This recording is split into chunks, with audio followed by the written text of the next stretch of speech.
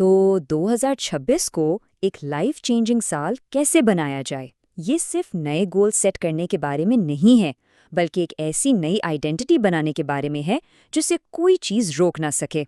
चलें, इस ब्लूप्रिंट को मिलकर देखते हैं। अक्सर ऐसा ही होता है ना। जनवरी में तो सब फुल एनर्जी में होते हैं, न्यू ईयर रेजोल्यूशंस, बड़े बड़े प्लान्स। लेकिन जैसे ही फरवरी या मार्च आता है, सारी हवा निकल जाती है। ये एक आम मसला है, लेकिन पता है क्या, इसका हल इतना भी मुश्किल नहीं है। तो फिर फर्क कहाँ आता है? क्या कामयाब लोग सिर्फ टैलेंट की वजह से आगे निकल जाते हैं? नहीं, बिल्कुल नहीं। असल गेम चेंजर 3 चीजें हैं: डिसिप्लिन, कंसिस्टेंसी और आइडेंटिटी। चलें, इन तीनों को आसान लफ्जों में समझते हैं। सबसे पहले बात करते हैं डिसिप्लिन की। देखें, डिसिप्लिन का लफ्ज सुनते ही जहन में सख्ती या सजा का ख्याल आता है, मगर असल में ये सेल्फ रिस्पेक्ट की बुनियाद है। ये मोटिवेशन का इंतजार किए बगैर काम करने का नाम है। यहाँ मोटिवेशन और डिसिप्लिन का फर्क समझना बहुत जरूरी है। सोचें, मोटिवेशन तो एक इमोशन की तरह है, आज है कल नहीं, एक लहर की तरह आती है और चली जाती है। लेकिन डिसिप्लिन, वो एक डिसीजन है, वो फीलिंग्स पर डिपेंड नहीं करता। ये वो पावर है जो तब भी काम करवाती है जब मूड बिल्कुल ना हो। डिसिप्लिन को एक और तरीके से देखते हैं। ये असल में खुद से किए गए वादे निभाने का नाम है। और जब हम खुद से किए वादे पूरे करते हैं तो पता क्या होता है? हमारा खुद पर एतमाद बढ़ता है। सेल्फ रेस्पेक्ट की आखिरी शक्ल यही है। अच्छा, तो सवाल यह है कि इसे बिल्ड कैसे किया जाए। इसकी शुरुआत ना बहुत छोटे प्रैक्टिकल कदमों से होती है, जैसे रोज एक ही टाइम पर उठना, दिन का सबसे मुश्किल काम सबसे पहले निपटाना, जो वादे सिर्फ खुद से किए हैं उन्हें पूरा करना, और जो चीज शुरू की है उसे खत्म करना, भले ही वो कितनी ही बोरिंग क्यों ना हो। यही छोटी छोटी आदतें मिलकर एक बड़ा फर्क पैदा करती हैं। असल कॉन्फिडेंस सोचने से नहीं आता, वो सबूत से आता है, प्रूफ से। इसका फॉर्मूला बहुत सिंपल सा है। रोज छोटे स्पेसिफिक टास्क सेट करें, फिर उन्हें हर हाल में पूरा करें, नो मैटर व्हाट। और इस चीज को रोज रिपीट करें। हर बार जब हम कोई काम पूरा करते हैं ना, तो हम अपने दिमाग को ये सबूत दे रहे होते हैं कि हाँ, मुझ पर भरोसा किया जा सकता है। ठीक है, तो डिसिप्लिन की बुनियाद तो रख थी। अब अगला स्टेप ये है कि इस डिसिप्लिन को एक डेली सिस्टम में कैसे बदला जाए। ऐसा सिस्टम जहां कामयाबी इत्तेफाक से ना मिले, बल्कि एक ऑटोमेटिक रिजल्ट हो।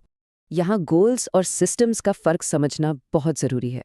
गोल्स हमारी मंजिल हैं जो हमें स्टार्ट लेने के लिए मोटिवेट करते हैं, लेकिन सिस्टम्स वो रोज़ाना का प्रोसेस है जो हमें उस मंजिल तक ले जाता है। एक मिसाल देता हूँ, एक किताब लिखना एक गोल है, लेकिन रोज़ाना 500 लफ्ज़ लिखना ये एक सिस्टम है। असल कामयाबी सिर्फ मंजिल के बारे में सोचने से नहीं, बल्कि सिस्टम को फॉलो करने से मिलती है। तो एक अच्छे सिस्टम में कुछ नॉन नेगोशिएबल्स होते हैं, यानी वो काम जिन पर कोई कॉम्प्रोमाइज़ नहीं हो सकता। जैसे रोज़ 30 से 60 मिनट कोई नई स्किल सीखना, कम से कम 30 मिनट की फिजिकल मूवमेंट, दिन के आखिर में 10 मिनट प्लानिंग या रिफ्लेक्शन के लिए। और सबसे इम्पॉर्टेंट, सुबह उठने के बाद पहला घंटा नो फ़ोन, बिल्कुल नहीं। ये सब सुनने में तो बहुत अच्छा लगता है, लेकिन एक चीज़ ऐसी है जो इस सारी मेहनत पर पानी फिर सकती है। हमारी पोटेंशियल का सबसे बड़ा दुश्मन क्या हो सकता है? जवाब है डिस्ट्रैक्शन। आज की दुनिया में कामयाबी का फॉर्मूला बदल गया है। अब गेम इंटेलिजेंस का इतना नहीं जितना फोकस का है। जो लोग जीतते हैं, जरूरी नहीं कि वो सबसे ज्यादा स्मार्ट हों, बल्कि वो सबसे कम डिस्ट्रैक्टेड होते हैं। असली पावर फोकस ही है। और यही चीज हमें हमारे तीसरे पॉइंट पर ले आती है, द लॉन्ग गेम। मतलब कंसिस्टेंसी इंटेंसिटी से बेहतर है। इसका फलसफा ये है कि थोड़ी देर के लिए बहुत ज़्यादा मेहनत करने से बेहतर है कि लंबे अरसे तक थोड़ी थोड़ी मेहनत मुस्तकिल की जाए। इसका सीधा सा मतलब ये है कि हर चीज़ सीखने की कोशिश ना करें, बल्कि सिर्फ 1 या 2 स्किल्स चुन लें और उनमें एक्सपर्ट बन जाए। वो चाहे कम्युनिकेशन हो, सेल्स हो या फिर AI tools. Jack of all trades बनने से बेहतर है मास्टर ऑफ वन बना जाए। और हाँ, डिस्ट्रैक्शंस को मैनेज करना भी अपने आप में एक स्किल है। इस लॉन्ग गेम को जीतने के लिए एक बहुत ही सिंपल सा लेकिन पावरफुल रूल है। एक ऐसा रूल जो पूरा साल मोमेंटम बनाए रखने में मदद देगा। और वो रूल है नो ज़ीरो डेज। इसका क्या मतलब है? मतलब ये कि कोई भी दिन ऐसा ना गुजरे जिसमें अपनी गोल की तरफ एक छोटा सा कदम भी ना उठाया गया हो। भले ही सिर्फ 10 मिनट के लिए काम करें, लेकिन करें ज़रूर। असल मकसद चेन को टूटने नहीं देना है। जाहिर है इस सफ़र में थकन भी होगी, ऐसे दिन भी आएंगे जब लगेगा कि बस अब और नहीं।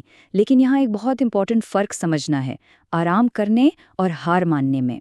आराम करना ज़रूरी है, ये प्रोग्रेस को बचाता है, लेकिन हार मानना या क्विटिंग ये सारी मेहनत को ज़ीरो कर देता है। तो रेस्ट करें, क्विट नहीं। और अब आते हैं आखिरी और सबसे इम्पॉर्टेंट हिस्से पर। ये सारी चीज़ें, डिसिप्लिन, कंसिस्टेंसी, इन सब का आखिरी मकसद क्या है? इन सब का मकसद है अपनी आइडेंटिटी को बदलना। असल तब्दीली यहाँ से शुरू होती है। अपने आप से ये कहने के बजाय कि मैं रोज़ कोशिश कर रहा हूँ, ये कहना शुरू करें कि मैं वो इंसान हूँ जो रोज़ ये काम करता है। देखें, ये सिर्फ लफ्ज़ों का खेल नहीं है, ये एक माइंडसेट शिफ्ट है। जब कोई आदत हमारी आइडेंटिटी का हिस्सा बन जाती है ना, तो उसे करना नेचुरल हो जाता है, ऑटोमेटिक हो जाता है। तो फिर इन सब बातों का निचोड़ क्या है? द फाइनल ट्रूथ वो सारे बहानों से परे है।